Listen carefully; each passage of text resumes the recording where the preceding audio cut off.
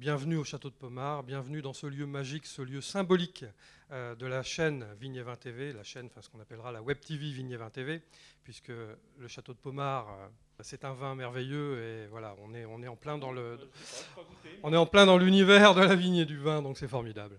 Vignes et Vins TV, c'est aussi une véritable histoire de passion, comme je le disais, parce que on met tous la main à la pâte en fait dans cette histoire-là. Jacques, comme Grégory, comme Julien, comme toute l'équipe, nous allons visiter, nous allons sur le terrain également, tous, pour essayer de voir ce qui s'y passe, pour essayer de sonder, pour essayer de rechercher pour vous. Ça devient votre chaîne, votre web TV à tous, puisque c'est la nôtre avant tout, mais c'est aussi la vôtre. On voudrait qu'elle soit conviviale, qu'elle soit agréable à regarder, qu'elle soit pédagogique, mais aussi ludique à la fois. Voilà, c'est ça, Vignes et Vins TV.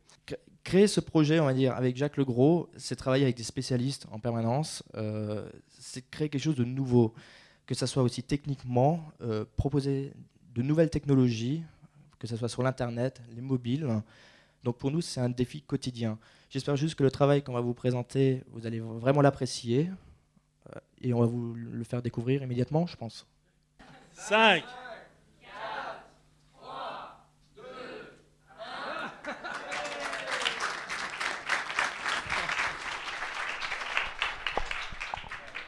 Pour moi, le vin, c'est beaucoup plus que le vin. C'est un univers. C'est pour ça que ça s'appelle Vignes et Vins TV. La vigne est aussi importante que le vin. Pour moi, le vin va jusqu'à être quelque chose, une éducation au goût.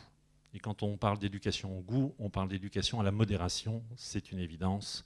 On n'a pas besoin des slogans éculés de la radio, de la télévision pour le savoir.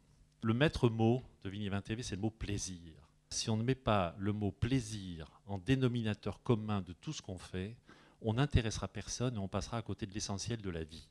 Ça, c'est une chose. Ensuite, il fallait faire du reportage, c'est-à-dire ce que nous savons faire, puisque c'est notre métier de base. Donc, allez voir pour vous. On est allé voir pour vous, on a goûté pour vous, on a testé pour vous.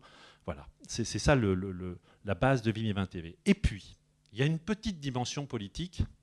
Quand je dis politique, je devrais dire philosophique.